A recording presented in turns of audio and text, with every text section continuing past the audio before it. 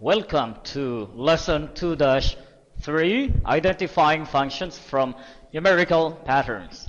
Our objectives in this lesson is number 1, given a set of regularly spaced x values and the corresponding y values, identify which type of function they fit, whether it is linear, quadratic, power, or exponential.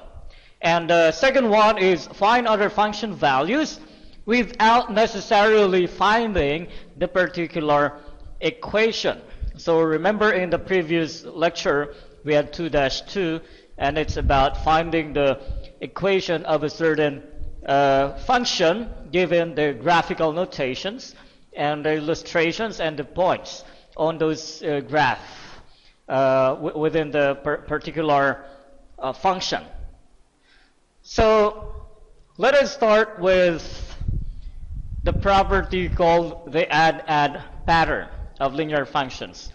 So the add-add pattern is only for linear functions. So how are we going to determine, or what you call this, to find if the given pattern or the given set of tables contain a pattern which is add-add and therefore of a linear function?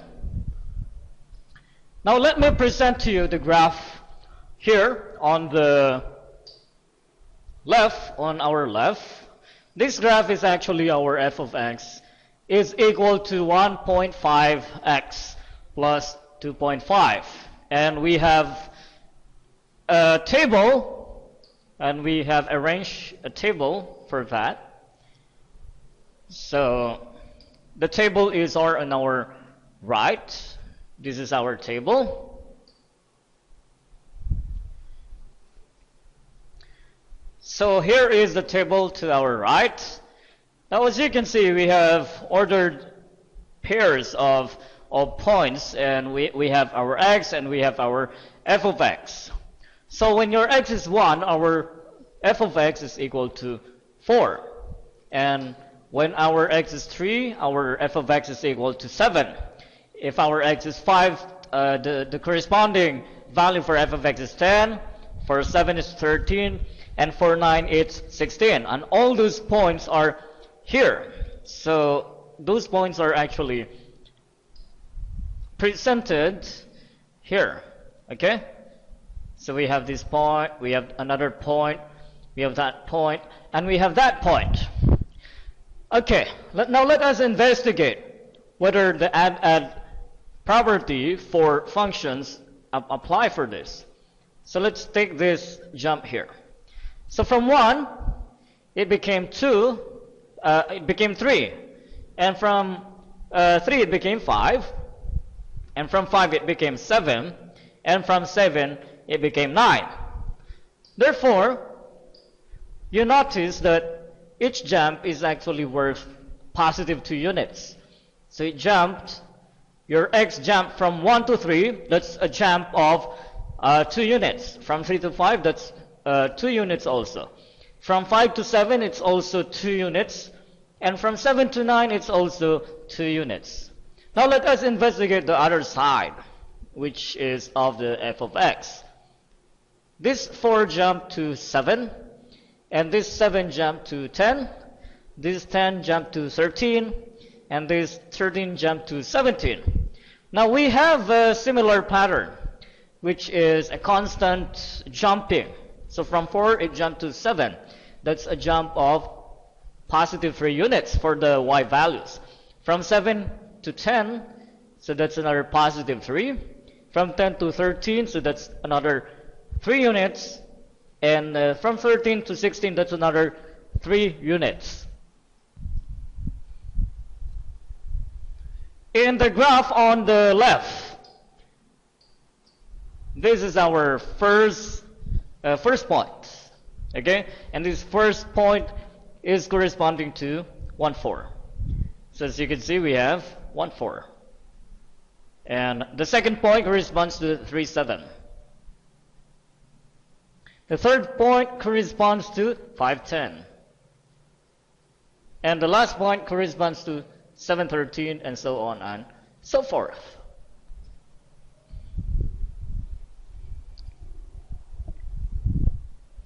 So notice that your 1 jumped to 3. So this one jumped to 3. Therefore, we have a run of positive 2 units, or 2 units to the right. Same here. Same here. And for the y, we have from 4, it jumped to 7. So we have a jump of 3 units. From 7 to 10, it's 3 units also. And from 10 to 13, that's another 3 unit. Therefore, the add pattern of linear functions is very much visible on this case.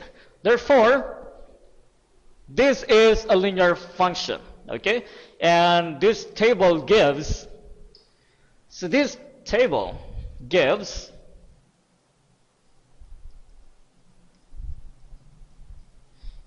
a linear function.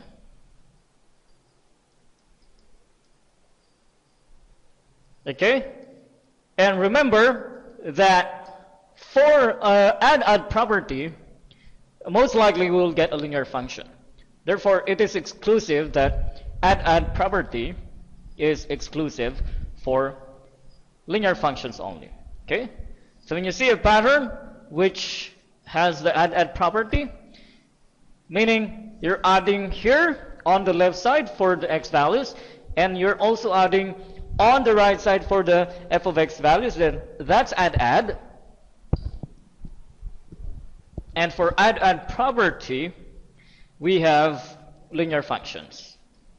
So the add property always determines a linear function, and therefore the graph should be aligned.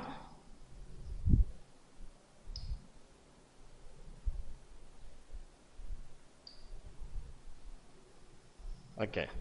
So this is exclusive for linear functions.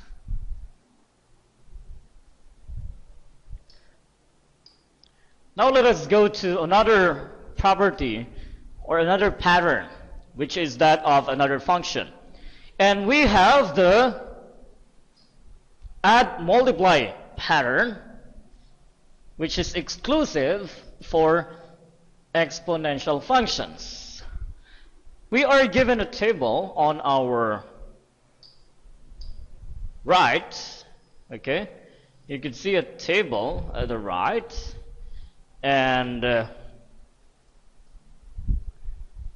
you could see the graph of the table to our left. And this graph is the function g of x is equal to 5 times 3 raised to x, which is that of the exponential function. So this one is of the exponential function, right? Okay. So to our right, you can see a table of values for x and f of x. If our x is equal to 1, our y is equal to 15. If our x is 3, our f of x, or f of 3, is 135.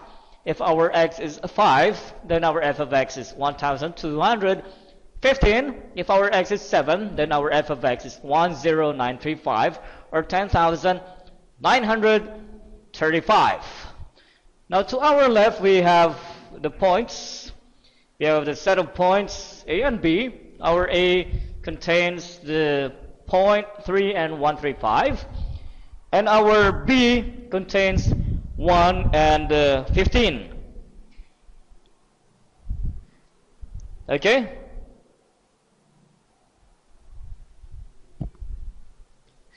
So let us investigate the function g of x is equal to 5, 3x with respect to the table of values given. So for the first value, x values, we have the x values. From 1, it jumped to 3, and from 3 it jumped to 5, and from 5 it jumped to 7. Now to our right, from 15 it became 135. There is a certain factor. And from 135 we have 1215. And from 1215 it became 10935. Now you can see that on the left we have a jump of 2 units. So it's actually adding 2 from the previous. So from the previous to the succeeding value, there is a constant addition of positive 2. While on the left, or to our right, okay, exclusively to our right, from 15 it became 135, so our f of x is 135. There is a certain factor, which is a multiplication of 9, from the first f of x value to the second f of x value, and from the second f of x value to the third f of x value, there is another factor of 9 multiplied to the previous value, and from the third to the fourth, there is another multiplication of 9.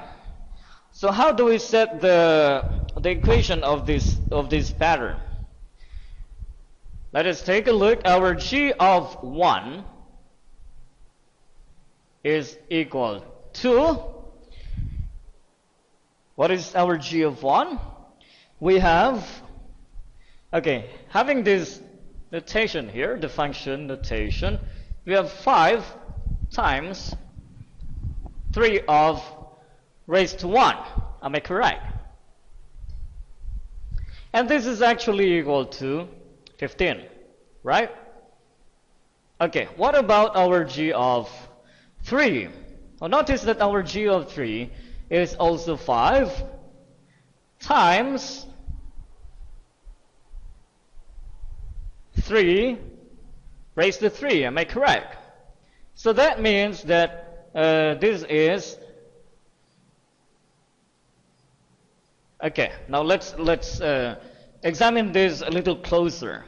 So this is actually 5 times 3, and then we have an addition of 2. So 1 plus 2, so that gives us 5 times 3 raised to 3, which gives us the f of x value 135.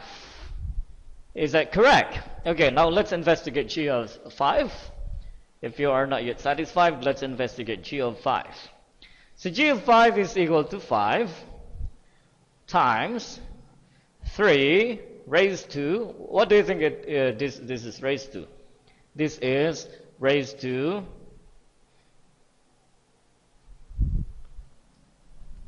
this is raised to 5, because we have an addition of 2 for the x. So we will have 5 times 3 raised to 3. Notice our first one is 1, and then we added 2. Now we have 3, and then we added 2. So that gives us 1,215. Okay, so for every shifting, for every x value given, we have an addition of 2 for the x value, and then we get a multiplication factor of 9 for every f of x value. So notice we have this 3, and then plus 2. That just means that we have 3 times 3, 2. So notice that a factor of 9 has been multiplied to the previous value. That's why we got 1215. Is it clear? Okay, therefore, as indicated here on the graph, we have 115 and what's the other one? 3135, and you can see that 135 is actually 15 times 9, and 15 on the other hand is just 5 times 3. Okay, and this one is 5 times 3 squared. So that's equal to 5 times 3 raised to 1 plus 2. So that gives you 5 times 3 cubed. So this is 1. It jumped to 3 for the x. So we have an add property there. And we have a multiplication property here. Therefore, if you see this pattern for a given table of x and f of x values, then it's add multiply. So this is called add multiply. And add multiply, of course, is exclusive So add multiply. This is exclusive for the exponential functions. Exponential functions.